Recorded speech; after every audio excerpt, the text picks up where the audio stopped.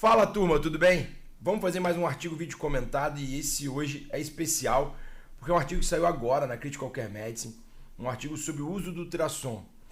E assim, antes da gente vir para o artigo propriamente dito, eu gostaria de conversar algumas coisas com vocês.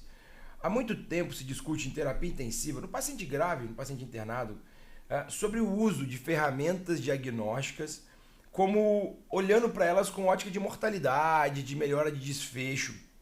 E aí, uma opinião minha, particularmente, eu nunca acreditei muito que a gente deveria ter olhado, por exemplo, para o catéter de Swan-Ganz, ou mesmo agora para o ultrassom, e querer que eles modificassem mortalidade. Claro, eu entendo, né, a ótica que se olha quando se fala assim, este equipamento, essa ferramenta não mudou mortalidade. Mas eu particularmente entendo que uma ferramenta diagnóstica qualquer, ela deve sempre agregar para você no seu manejo, mudar a sua forma de manejar, a sua forma de olhar o paciente. E já há algum tempo o ultrassom tem se mostrado e se comprovado através de estudos e mais estudos com relação a isso. E aí a gente chega nesse momento de hoje, publicado na Critical Care Medicine desse mês, o Ultraman é um trabalho que se propõe a trazer exatamente essas respostas para nós num N maior e numa validação externa muito maior. Então vamos aqui para o artigo, que eu vou falar com vocês com um número e com alguns detalhes. Então primeiro, como eu disse, é um trabalho que saiu da Critical Care Medicine esse mês. E a primeiro grande destaque que eu queria trazer para vocês é explicar um pouquinho da metodologia, né? Ou, na verdade, dos outcomes, o que o trabalho se queria provar. Então ele pegou aí todos os pacientes maior que 18 anos, e eles realizaram ultrassom torácico nesses pacientes. E aqui, o ultrassom torácico, entenda-se, pulmonar, diafragmático, veia cava e cardiovascular, tá bom? Utilizava esse eram os exames que eles poderiam fazer. Eles faziam no formulário a avaliação clínica, a impressão clínica, com um diagnóstico presumido e um manejo presumido pelo médico que iria atender esse paciente. Eles então faziam o ultrassom, né, faziam o exame propriamente dito. E aqui eu quero dar um destaque muito importante. Foram 111 operadores diferentes que realizaram esse ultrassom nos 725 pacientes randomizados. Por que eu quero destacar esse número de 111?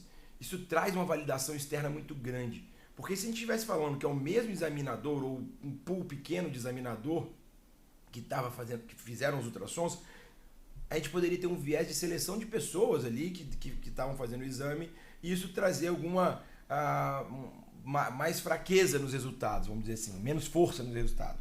Então, isso é o primeiro dado muito importante. Esses examinadores realizavam o ultrassom e eles então anotavam aí os resultados e o manejo que eles tinham feito após a avaliação do ultrassom. E depois de 8 horas, eles rechecavam aí o manejo e também o fluido, né, o balanço hídrico do paciente. Isso justamente porque eles queriam avaliar se inclusive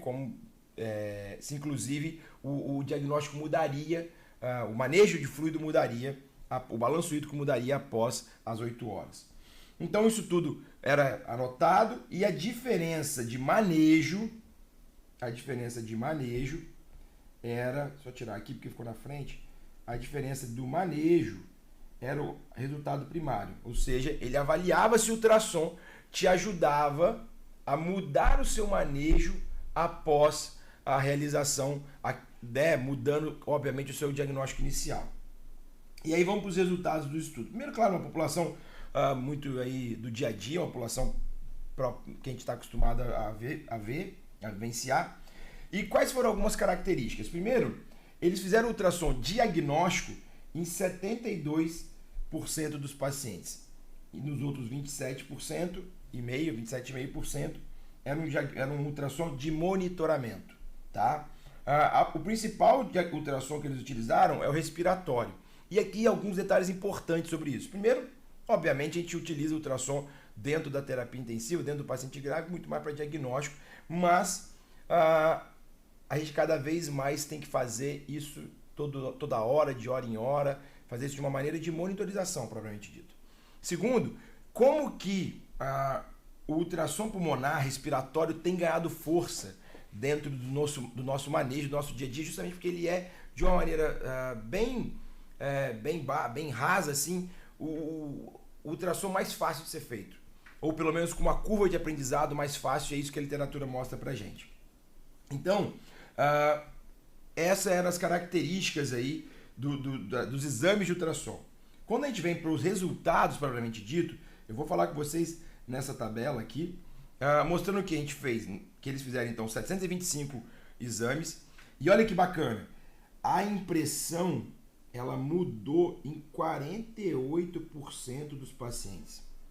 Ou seja, eles examinavam o paciente, anotavam o exame, anotavam o que eles tinham imaginado, que é a impressão, né, o diagnóstico deles, e depois de fazer o ultrassom torácico, em metade desses pacientes houve uma mudança da impressão clínica. E essa mudança da impressão clínica se traduzia em um diagnóstico de uma forma diferente, em torno aí de 23%, mudava o diagnóstico, e aí principalmente diagnóstico cardíaco, respiratório foi de longe aí a principal mudança do que eles identificavam, e status volêmicos. E do manejo, cerca de 39% dos pacientes mudavam o manejo, 39% dos pacientes mudavam o manejo, essa impressão clínica que tinha mudado, que se relacionava à mudança de manejo propriamente dito.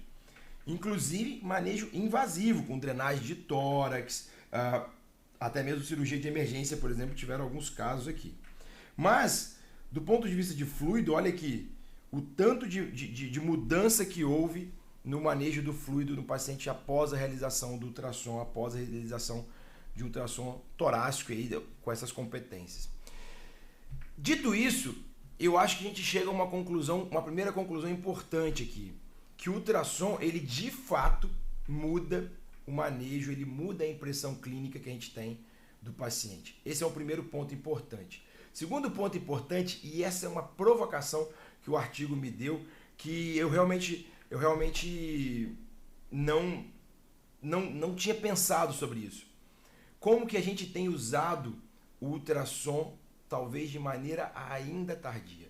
Porque acompanha comigo aqui. Se eu mudei o diagnóstico em metade dos meus pacientes, significa dizer que eu não utilizei o ultrassom assim que o paciente chegou.